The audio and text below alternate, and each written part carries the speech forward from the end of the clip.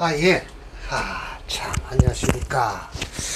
자, 이제 이 가정을 오늘 제가, 좀 결론을 좀 내드릴게요. 저도 지금 마리송한데, 지난번에 강의할 땐 조금 좀, 이해력이 좀 부족하셨을 거예요.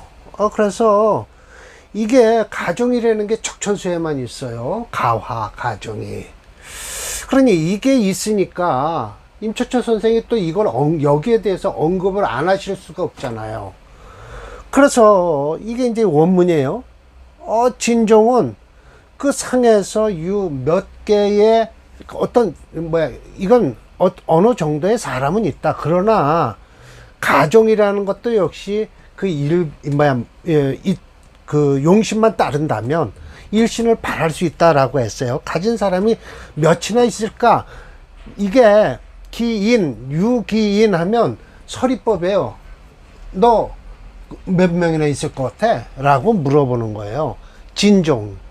그러니까 오히려 가종이 더 많다라는 뜻인데 이게 가능할까요? 그래서 제가 철조 선생님의 이 한문을 읽지 않고 제가 번역해 놓은 걸 해서 한번 여러분들께 설득적으로 한번 가종이 무엇인가를 다시 한번 해 드릴게요. 그리고 지난번에 2개를 했어요.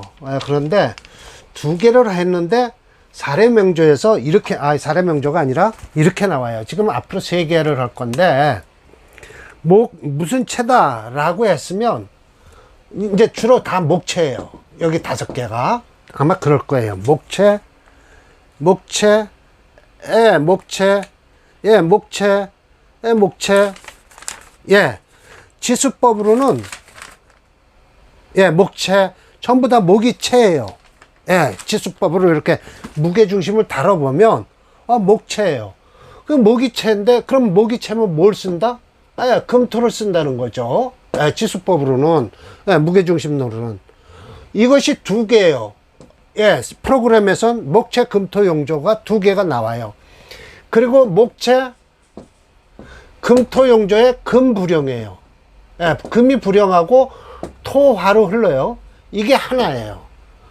그리고 목채, 금토용조에서 2개가 되는데 이건 금토를 못 써요. 이건 종격이 돼요. 그럼 실제적으로 이게 과연 목채, 금토용조를 프로그램에서 읽고 있는데 이걸 과연 철조 선생은 어떻게 부정을 하시는가 제가 한번 배드릴게요. 자, 그런데 5개 사례명조 중에 프로그램에서 인정하는 것은 결국은 2개뿐이 없다. 그리고 3개는 아리송하다. 아리송해요. 참, 이 가종격, 참 문제가 많죠.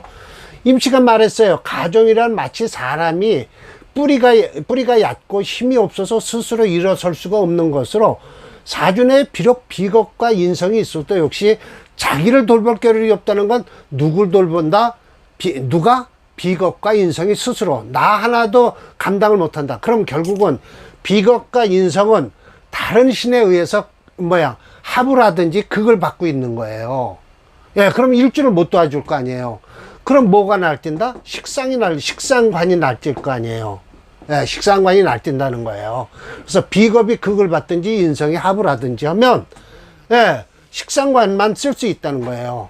그래서 전부 사례명조가 목채, 금토용조에서 전부 5개가 그래요. 참 희한하게 참 좋게 만들어 놓으시긴 했는데, 그래서 역시 자기를 돌볼 여유가 없으니 일주 역시 아무 데다 의지할 데가 없잖아요. 그러니까 그냥 다른 사람을 따를 수밖에 없잖아요.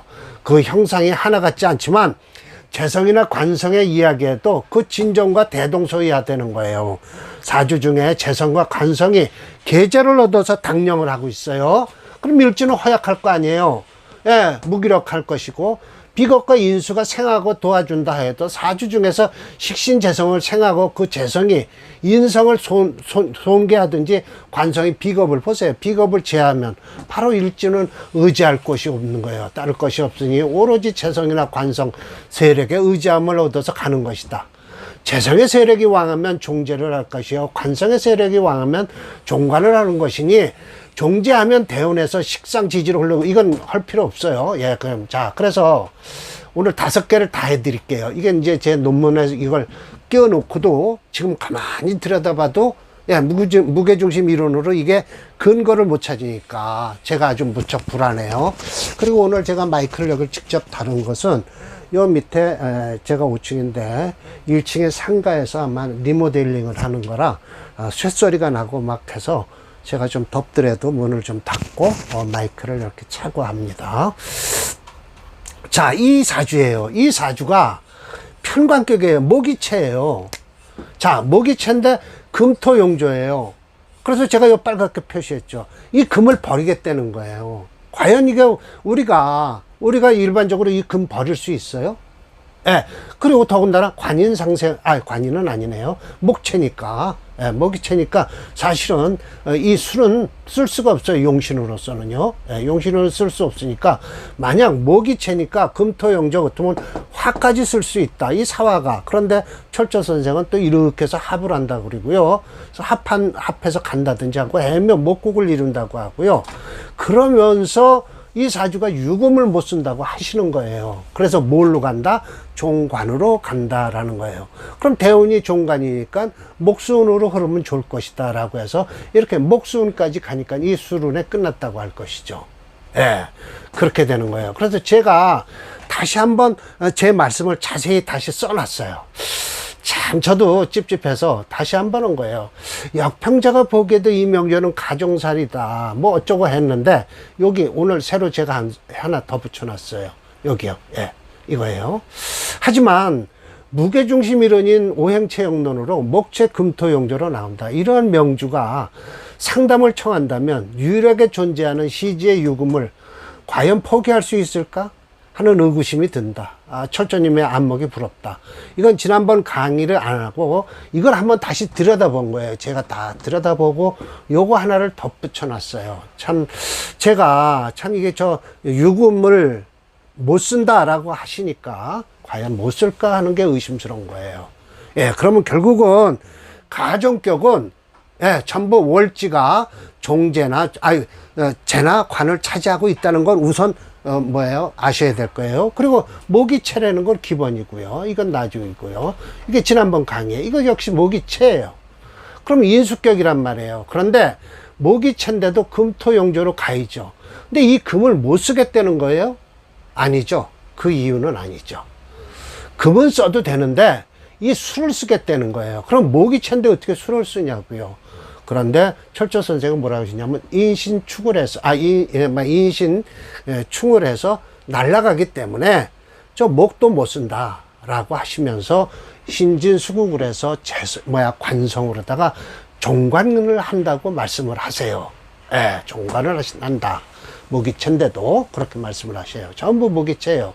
그래서 종관을 한다. 이 인목을 버린다는 뜻이에요. 사실은 이 인목을 인신충을 해서 버리고 나면 나를 도와줄 건 뭐 있어요? 정화가 있는데 정임합을 하고 있죠. 용신 기반을 해요. 이런 걸 들여다볼 줄 아는 사주쟁이가 돼야 돼요. 쟁이라고 해서 좀 미안한 말씀이지만 추명가가 될 수 있어야 돼요. 이 정도는 된다 이거죠. 자, 그래서 제가 또 여기 오늘 참 이게 자, 이거 보세요. 이 명절은 무게중심리로 체육론으로서 프로그램에서는 가정격을 판별하지 못해요. 예, 오행체 지수법칙으로는 목체 금토용조로 나온다. 만약에 이런 사주를 간명할 기회가 있다면 정반대의 간명령이 나와 명약을 불신할 수 있는 것 같다는 두려움이 엄습해 온다 라고 해서 요걸 제가 오늘 또 붙여놨어요. 그리고 이것은 지난번에 강의한 거예요. 인신충을 해서 철저 선생님에 따라서 인수격의 파격은 맞아요. 예, 파격은 맞고 인목이 날아가면 할 수 없이 수로 쓸 수밖에 없죠. 그래서 이건 지난번에 제가 써놓은 거지만 이거는 이건 철저 선생님의 뜻을 따른 거지만 이것은 분명하게 얘기해서 이 프로그램에서 가정격을 판별해내지 못한다는 걸 제가 지금 인정하고 들어가는 겁니다. 예. 예, 자세히 보셔야 돼요. 자, 이게 이제 오늘 강의할 건데 이거는 모기채인데 금토용조에서 여기 금이 없어요. 그러면 이 금불용하면, 자, 이 무기토가 있고 진토가 있는데 이걸 버리겠다는 거예요. 예, 버리고 뭘로 간다? 예, 관으로 가겠다는 거예요. 목체니까요. 예, 관으로 가겠다는 거예요. 예, 철저 선생님 말씀을 들어볼게요. 아, 이런 것도 사실은 이게 아마 묘진, 이 진토가 배신을 했다고 하실 거예요. 한번 봅시다. 야, 요 정도면 아시겠죠? 무토생우 중춘이에요. 그래서 목이 엄청 강하죠. 목정당권, 좌하 진토가 있어요. 그래서 축수양목, 물을 가듬고 목을 키우고 있죠. 사주에 절대로 금기가 없다. 우득 해시를 얻어서 수왕생목을 하니 또 무화, 그 생화지지가 있는 화가 없다는 거예요, 여기서요.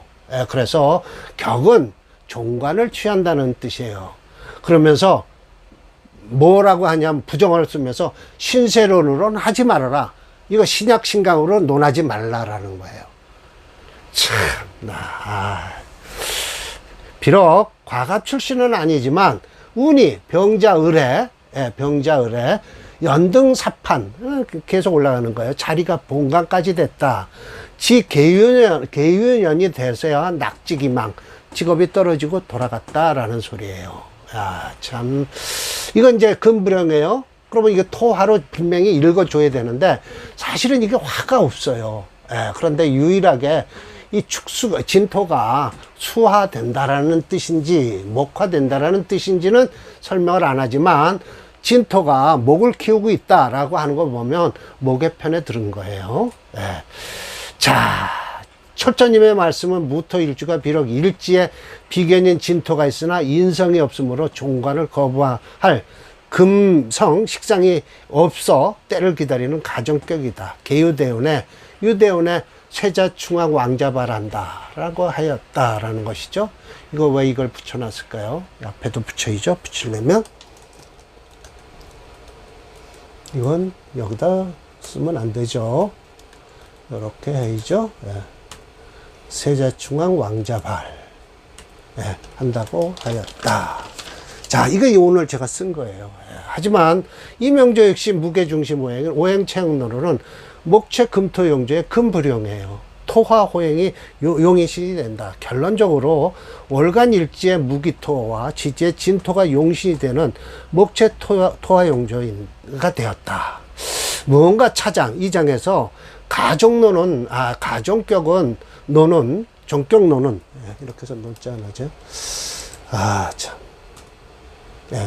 너는 미완의 작품이라는 인상이 든다. 왜냐하면 전장의 화상장까지는 무게중심 이론인 오행체형론인 지수법칙으로 용신이 일치함을 확인할 수 있는데 차장에서는 지수법칙으로 확인이 불가능하기 때문이다 라고 했죠. 그래서 자세히 봐야 될 것 같아요. 이런 사주가 왔다라고 하면 자 300 몇 번이죠.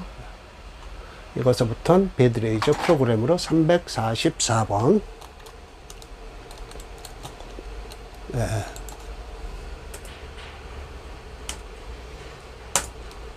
네. 자, 이거 보세요. 그래서 이 사주가 이렇게 안 좋은 거예요.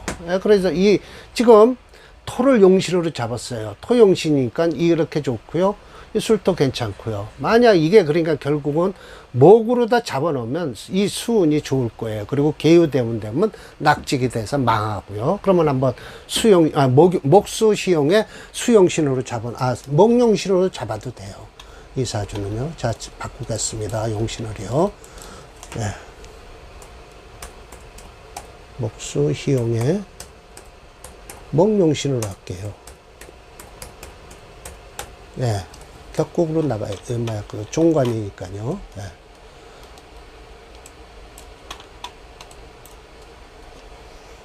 네, 이렇게 되는 거예요. 그리고 유운에 딱 낙직이 망하는 것이죠. 이렇게 되는 거예요, 사주가요. 자세히 보셔야 돼요. 그 진토도 기토도 전부 왜 그런 소리를 하냐면 이 기토는 을목에 당했어요, 사실은요. 그리고 이 진토는 목을 키우고 있고요. 그래서 자세히 보면 지금 용신이라는 것이 이렇게 극을 받고 있다. 그렇지 않으면 충을 하고 있다. 라는 것이 글자에서 딱 읽을 수 있어요. 그러면 역시 극충만큼은 그래도 좀 봐야 되지 않을까. 근데 이 프로그램에서는 아직 읽지를 못해요. 예, 참 아주 안타까운 지금 이론으로 끌고 가고 있습니다, 제가. 예. 자, 다음 사주예요. 이건 이제 여기는 종격이 가능해요. 왜 그러냐면 목초 금토용조에서 불용을 하니까 둘 다 못 쓰니까 목을 중심으로 해서 수목화를 쓰면 돼요. 그러면 수 이렇게 흘렀고 여기는 지금 안 되겠죠. 예, 목이 용신이면요. 그러나 여기 지금 이게 하나 잡혔어요. 천묘하고 징해하고 이렇게 같이 놓고 사주를 딱 보니까 징해에는 임수로 돼 있어요. 임인. 그런데 정묘생이면 인월에 태어났다면 병인이 아니고 이민월이에요. 예, 그래서 제가 저 뒤에다 써놨으니까. 그런데 이민이라고 바꿔놓고도 요와 똑같이 설하고는 설명을 하고 있어요. 그럼 뭔가 이걸 봤다는 뜻이에요. 이걸 봤다. 요대로 설명을 하고 있거든요. 예. 안 보고, 이것만 보고서 설하고가 글을 썼다면 이 임수를 분명히 얘기해야 되는데 병화 소리를 하더라는 거예요. 여기 들었어요. 보면 알아요. 자, 이건 건드릴 필요 없이 하나만 더 올릴까요? 예. 예, 이렇게 하죠. 예, 됐습니다. 신금생원 맹춘이에요. 이 올은 안 변하니까요. 천간 병정 경신. 이것이 지금 이대로, 예, 천미에는 징해에는 그대로 있다. 음양상극. 예, 음양이 상극해요. 예, 그렇죠. 그래서 금절, 화생, 금이 끊어지고, 예, 그래서 제가 이 경금을 하나 딱 잡아놨어요. 과연 이 경금을 못 쓸 것이냐, 비겁을. 그래 봤더니, 예, 쓸 수가 없다. 예, 불용. 그래서 지지, 인목, 당령하고 일시, 인해, 화목을 하니 격치, 종사를 했다. 운주, 수지해서 생목 좋아하니 일무흉처 하나도 흉한 곳에 있을 수가 없었다. 연등갑방을 해서 현재에서부터 시작해서 군수, 생삼자에서 개수발 모두 뛰어났다라고 하지만 이런 때 신유나 경신되면 그대로 깨져버리는 사주죠. 이 사주는요. 야, 철저님의 이론대로라면 중화용신으로는 가종살격이다. 맞아요. 병화가 용신이 된다는 뜻으로 가종살이요? 그렇죠. 가종제도 돼요. 종제도 돼요. 예, 목화로 가니까요. 뭐 이거 겁제를 의지하기는 무리다. 예, 맞아요. 제 말이 맞아요. 예, 여기 오늘 이거 제가 쓴 거예요.